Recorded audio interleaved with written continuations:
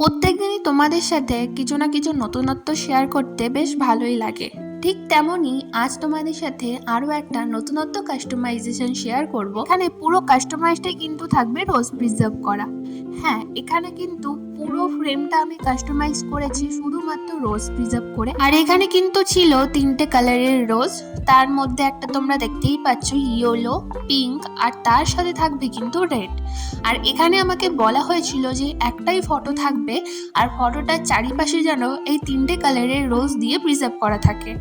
আর কিছুটা আমাকে হার্ট শেপের মধ্যে করতে বলেছিল, যেন ফুলগুলো সেখানে হার্ট শেপ থাকে। কিন্তু সত্যি বলতে এরকম পুরো হার্ট শেপ করলে ফটোটা অনেকটাই চাপা পড়ে যাচ্ছিল। কিন্তু আমি এখানে কিছুটা হার্ট শেপ করার চেষ্টা করেছি, জানি না কতটা বোঝা যাচ্ছে এই ফ্রেমের মধ্যে। তা যেহেতু একটা বিয়ে বাড়িতে গিফট হিসাবে দেবে বলে অর্ডার করা হয়েছিল, তাই শুধু আমাকে বলে দেওয়া হয়েছিল যে এই তিনটে কালারের রোজ দিয়েই যেন পুরো প্রিজার্ভ করা থাকে। আর বাদবাকি কাস্টমাইজ কিন্তু পুরোটাই আমার উপর ছেড়ে দিয়েছিল।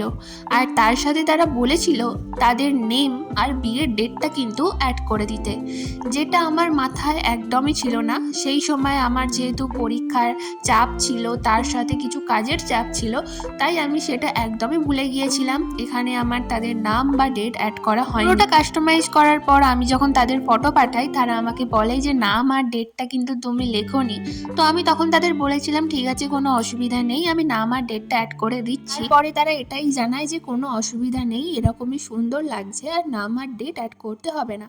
তাই আমি এখানে তারপর আর কোনো নাম আর ডেট অ্যাড করিনি। তো তোমাদের কেমন লেগেছে অবশ্যই জানিও। টাটা।